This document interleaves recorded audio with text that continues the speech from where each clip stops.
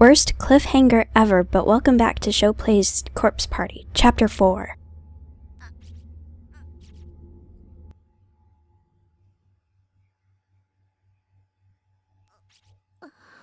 Huh? What happened to me? Didn't I pass out? So why am I fully aware right now? I can't see a thing, and I can't move. It's like that feeling you get when you're really tired.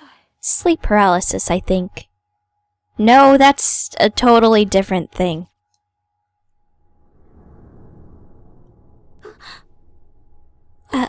Where? Why can't I move?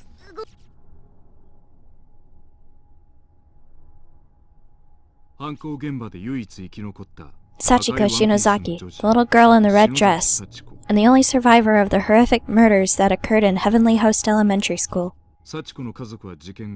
Following the incident, Sachiko's family fled from the area, moving to another prefecture to escape the frightful memories that remained here. Strangely, however, I've been unable to locate any other records of the Shinozaki family. No matter where I look, the only information I can find about them comes from newspaper reports on the Heavenly Host murders. Granted, when an elementary school becomes the stage for a grisly incident such as this, perpetuated by none other than the principal's own son, it stands to reason that the scandal would serve as the primary focus for public interest, with all other details fading into the background. So, of course, after learning that Sachiko was safe, further news of her whereabouts was largely ignored in favor of the media circus surrounding the school. But there's more to it than that. People weren't just uninterested in learning of Sachiko's history or whereabouts.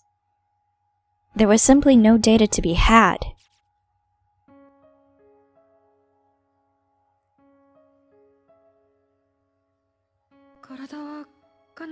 I can't move my body because of sleep paralysis, I guess. But I can clearly see the room I'm in now. There's one boy and two girls in here, aside from me. I recognize them. They're the children who were killed in Heavenly Host during that incident. But they're still alive. Unfortunately, they're all bound hand and foot and just sprawled out on the floor. So am I. That's the real reason I can't move.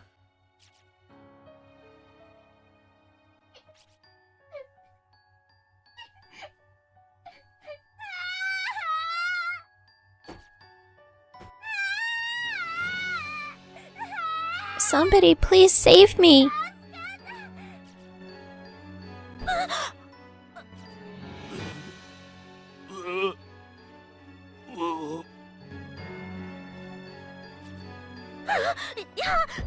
No, stop! No, please, no! I hear eyes.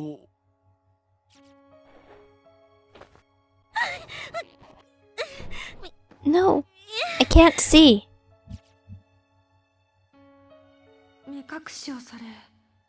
Now I'm blindfolded. I can't see a thing that's happening to me.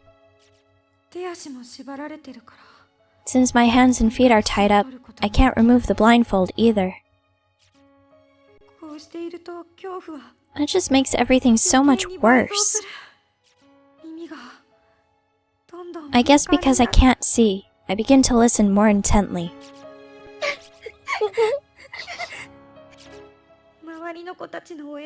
The helpless cries of the other children echo off the walls of the cramped room. I'm so scared. It feels like my head's going to explode. What are you doing to me? Why am I blindfolded? Untie me. Cut the ropes. I want to be able to use my hands and feet. Please. Please. I kept begging and pleading, but all I heard in response was the man walking away from me. In order, okay? In order?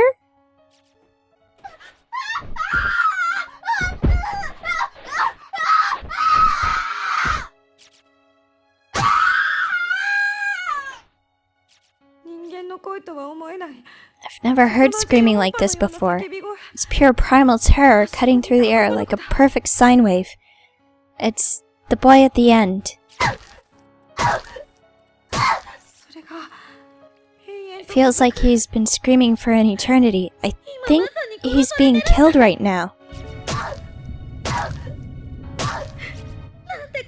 My God, what the hell is he doing to him? No one deserves this. Why isn't God allowing him to fall unconscious so he doesn't have to suffer?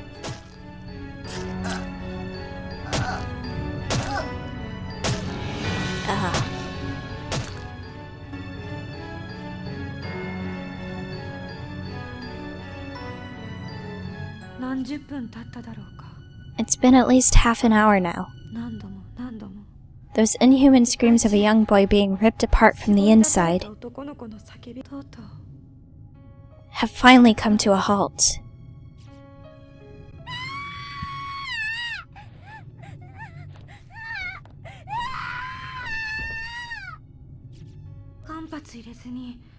Without even a single moment of silence, the first of the girls in line is the next to scream for her life, and the symphony goes on.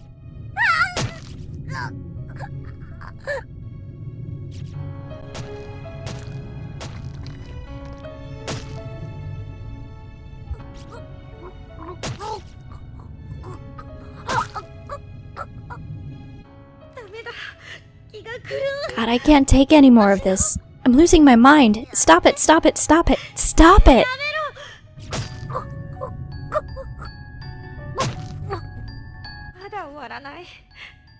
Is it still going on? Come on, just die already.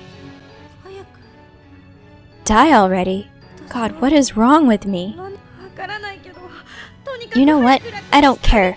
Just get it over with and leave me in peace.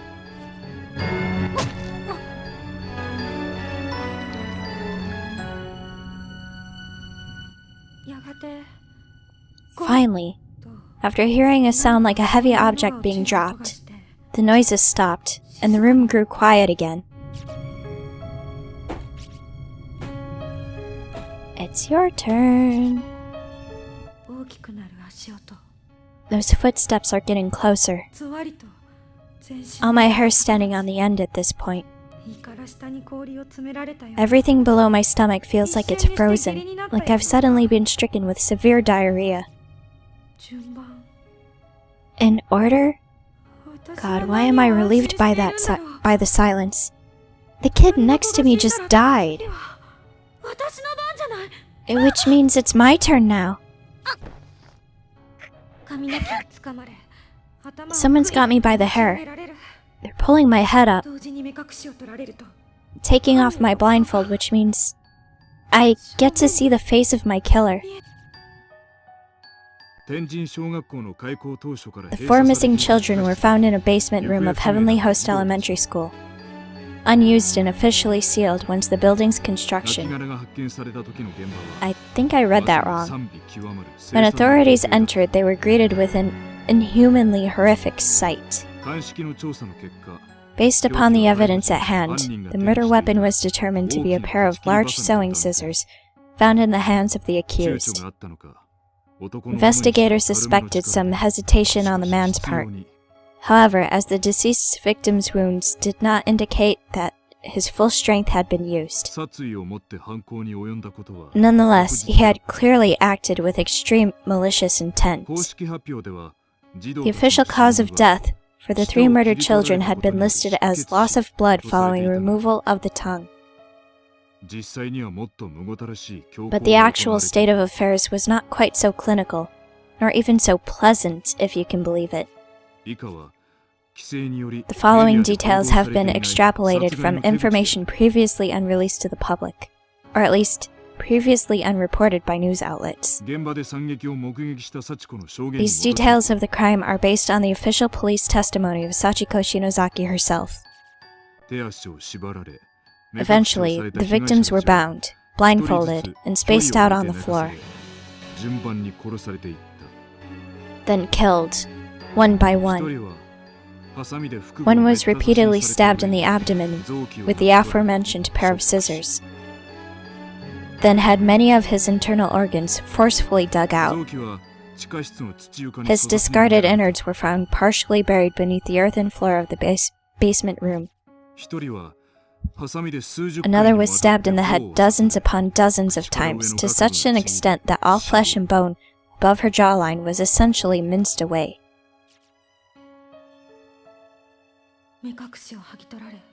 With my blindfold removed, the sight that appeared before me was more horrific than anything I could possibly have imagined. The person staring back at me, brandishing a blood-soaked pair of sewing scissors, wasn't the large man from earlier at all. It was one of the children. It was a little girl. Her face dyed red with the blood of her victims.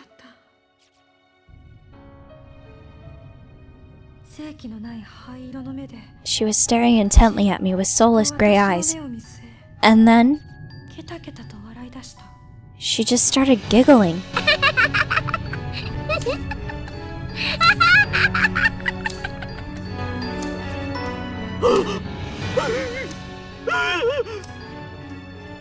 I'm not sure if that's excited Yoshikazu noises or scared Yoshikazu noises.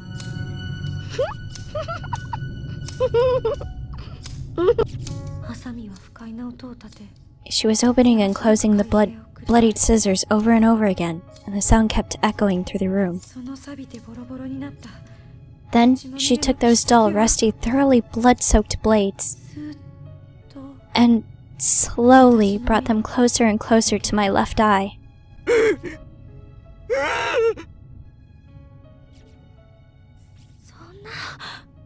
Now, why is it you?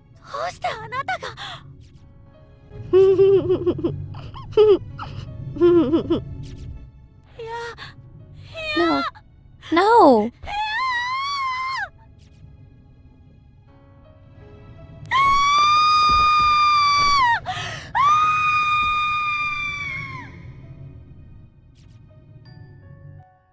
The third victim was stabbed in the left eye an indeterminate number of times, until her eyeball became soup-like in consistency. She was eventually just left like that, slowly bleeding to death in horrible agony. Strangely, it was only after these mutilations had already been inflicted that the killer went back and severed the victims' tongues. Learning the truth about these proceedings is shocking, even to me. It makes it nearly impossible to accept the murderer as anything but a monster. And bearing witness to every moment of this was a 7-year-old girl named Sachiko. In many ways, she's the most pitiable and long-suffering of them all. But it was through her tearful, frightened testimony that Yoshikazu Yanagihori was officially charged. Now, going back to the hunt for information on this unfortunate girl's whereabouts, it was her words that ultimately led to Yoshikazu's sentencing. Therefore, it comes as no real surprise that sensitive information pertaining to her and her family would be withheld. That's to be expected. What's not expected, however, is that there's not even the slightest trace of this information left to find. It's as if it simply never existed. Therefore, I cannot help but consider alternate possible explanations. And to remind you, this is mere conjecture. But one question keeps nagging at the back of my mind. Was Yoshikazu Yanagihori really the murderer of the 3 victims? Is it possible this crime was not actually perpetuated by him at all? Perpetrated. Sorry, wrong word. Think about it. In his final days, Yoshikazu was incapable of communicating with others through speech. And despite his childlike reversion, he'd always been a personable and friendly man. As the saying goes, he wouldn't have hurt a fly. All his relatives, friends, and neighbors confirmed as much, shocked to hear that such a kindly man could commit these unconscionable atrocities. He certainly had no motive for the crime either. There was nothing for him to gain from it. Then again, he may simply have lost his mind. Look at his father. It was around the same time that Principal Takamine Yanagihori suddenly began speaking in tongues and acting in a most peculiar way. Not to mention scribbling incomprehensible gibberish all over his walls, as if possessed. He seemed frightened of someone, and would often be found crouching in the corner of his office, moaning and thrashing when visitors came by. If he could wind up in such a beleaguered state with no warning, then perhaps so too could his son. I believe that we're looking at a curse far more powerful than anything man could devise. From the time it opened its doors to the day it closed them forever. Heavenly Host Elementary School's sealed basement room has existed as some form of cursed ground. And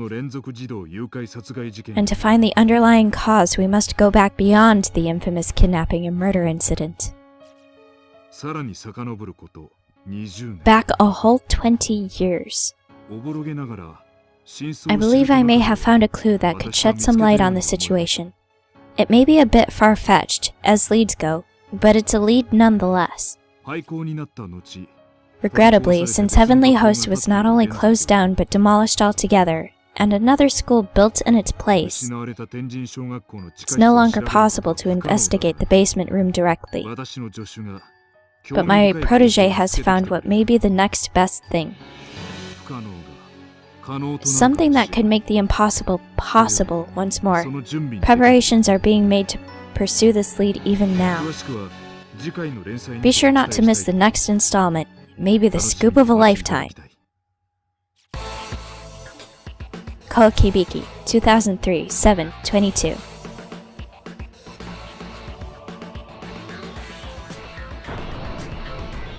Continued in Chapter 5. I will see you then. Man, that was something, wasn't it? I'll see you then.